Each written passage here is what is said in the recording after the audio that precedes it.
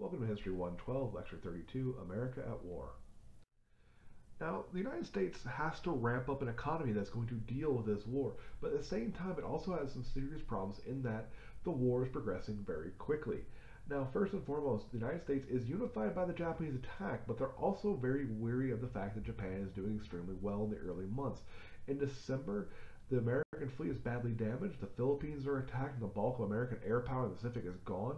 Guam, Wake, Hong Kong, Singapore all fall by February 1942. The Dutch East Indies falls in March. In April, Burma falls, and in May, the Philippines surrender. So in the first few months, Japan is just steamrolling across the Pacific. Now, the U.S. response to this is going to be a two-pronged strategy. The Army under MacArthur is going to do what's called island hop through New Guinea and retake the Philippines. The Navy under Admiral Nimitz is going to move west from Hawaii and take key outposts in the Marshall and Mariana Islands. And then the two prongs will meet and they will invade Japan. Now, the first job is going to be to stop the Japanese advance so they can bring that in, and that's going to require huge amounts of war materials and resources that the economy is going to have to be ramped up in order to supply. Now, at the same time of all that, there's also the war in Europe, which involves far more complex considerations. The United States wants to invade France in summer of 1943, but the Soviets need an immediate Allied invasion of France to relieve pressure on the Eastern Front, whereas Britain wanted to weaken Germany by attacking the vulnerable spots like North Africa and Southern Europe. Now, FDR does not want to wait till 1943 to fight Germany, so he's going to ultimately support the British plan, and the defeat of Germany is going to be made the priority. And the simple reason is this. Really what it comes down to is the European war is being fought by the United States, Britain, and the Soviet Union, where the war in the Pacific is being fought mainly by the United States with some assistance from the British, but more so from Australia. Now, in order to get this war really going, the United States has to not only beef up its production for itself, but also supply all those allies. And by mid-1941, the expansion of industry to supply those militaries had largely solved all the economic problems of the Great Depression.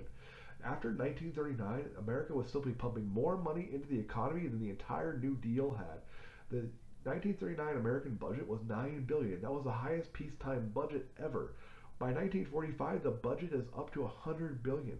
The gross national product during World War II rises from $91 billion to $161 billion.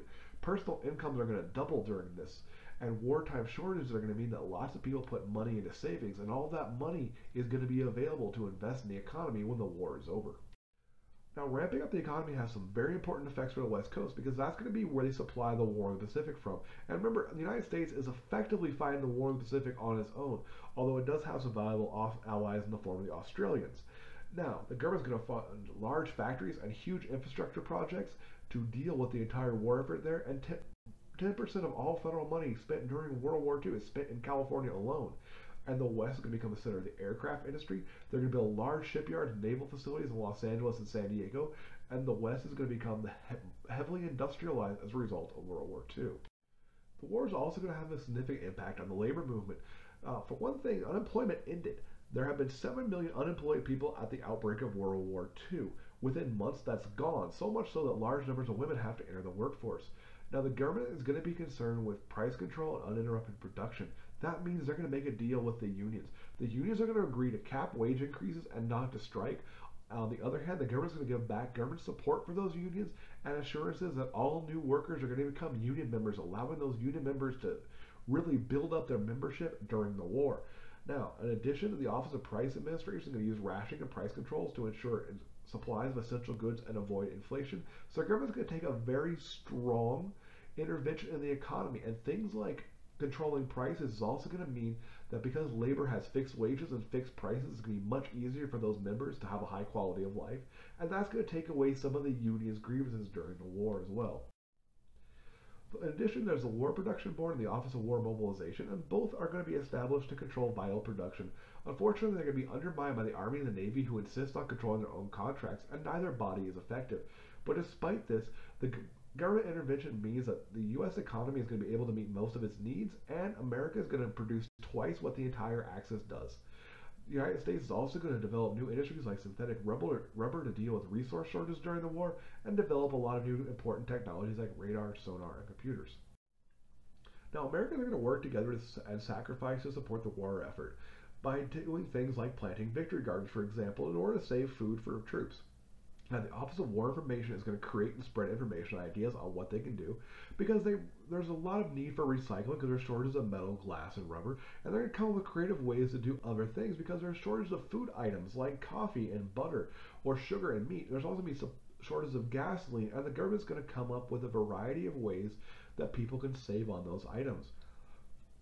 Now, importantly, in addition, what to do with children becomes a major issue. Now, first and foremost, when it comes to recycling, kids take place in scrap drives, but sometimes they do things like if they're supposed to recycle scrap iron, they're going to go ahead and liberate that scrap iron from their neighbor's fence sometimes, and they get a little creative like that. And childcare is going to be very hard to come by, and children are going to go generally unmonitored during World War II. Now, some people are going to make their kids wait all day in the factory parking lots while they work, or many are going to be home by themselves while their mothers work. And there's a drastic rise in juvenile crime throughout World War II as a result. Now, the wartime rationing and shortages of many consumer items meant that people had lots of money and nothing to spend it on. And increased prosperity from the war is going to lead to things like a marked rise in theater and movie attendance, and about half the population per week is going to attend the movie theater. Now, magazine and news circulation, hotels, casino, dance hall visits are also going to go on the increase because these are things and areas where people can spend their money on entertainment, and it's not taking away from the war effort. Due to the large number of wartime shortages, the effort in general is going to be marketed as a means of protecting future material comfort and consumer choice. And the idea of building a better future through this war becomes very popular. And visions of home and future are going to be very romanticized by women, especially the visions of what they're going to build with their relationships with their wives or girlfriends back home. Now, letters from home and pinup magazines become extremely important to men on the front. Many younger men are going to get married or engaged just before shipping out.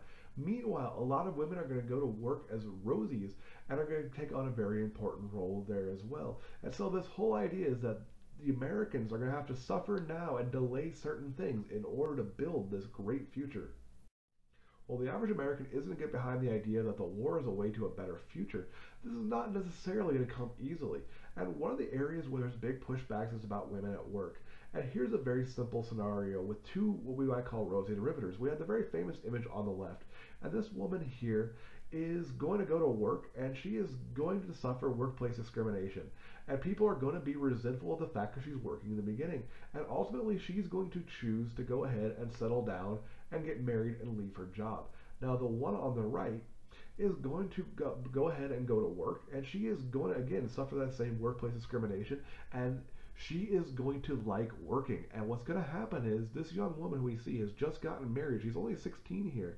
But a few years later, when the war is over, her husband is going to demand that she quit her job and go back to traditional life, and she is going to refuse to do so. And she ultimately is going to become famous as Marilyn Monroe.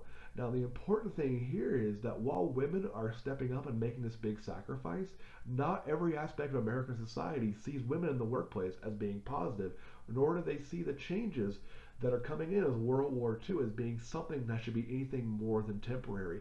And that's definitely going to divide the country when it comes to how to respond to the war's end and what to do next. Now, importantly, FDR is going to go ahead and put his whole reform agenda on pause for the duration of this war because victory is what's most important. And also, a lot of the reforms that FDR was looking for are now not necessarily as needed. Because with the massive unemployment no longer an issue and the Republicans gaining in Congress, a lot of his New Deal programs are going to be seen as unneeded, and Congress is going to go ahead and dismantle them. And the labor shortage has made a lot irrelevant now, and FDR increasingly is going to have to trade his New Deal gains for support for wartime measures he needs for victory. And in the end, the New Deal is not really necessary anymore, and victory is, so FDR has to dial back a lot of his reforms. Now, during 1944, FDR does have to fight re-election, and the Republicans are going to nominate a man named Thomas Dewey. Now, Thomas Dewey is going to want to try to score points by claiming FDR knew the Japanese were on their way to Pearl Harbor and let the surprise attack happen. But there's not a lot of evidence for that, and the military did pressure him to keep his mouth shut about that because it was going to really cause disunity within the country. Now, the Democrats are going to nominate Roosevelt again, but they're going to bring on board a less liberal vice presidential candidate in the form of Harry Truman, who was little known but had a reputation for combating wartime waste and corruption. Now, a lot of people did fear that FDR was ill and were wondering if it was wise to go ahead and give him a fourth term, but he's going to make a number of public appearances right at the end of the campaign, and Roosevelt is going to win with a large electoral majority, about 55% of the popular vote. And Democrats, importantly, are going to control both houses of Congress into the final year of the war. So what's the big idea here? Well, first and foremost, the United States needs to build up its economy rapidly in order to meet the challenges of war. There's going to be massive government intervention in the economy that's going to far exceed what the New Deal had done. And this is going to ultimately end the Great Depression. And importantly, the United States, despite shortages, is going to be able to outproduce all the other belligerents and importantly produce double what the enemy can. Now, people are going to have to pull together to deal with shortages, and this is going to also mark the end of FDR's reform agenda. See you in the next lecture.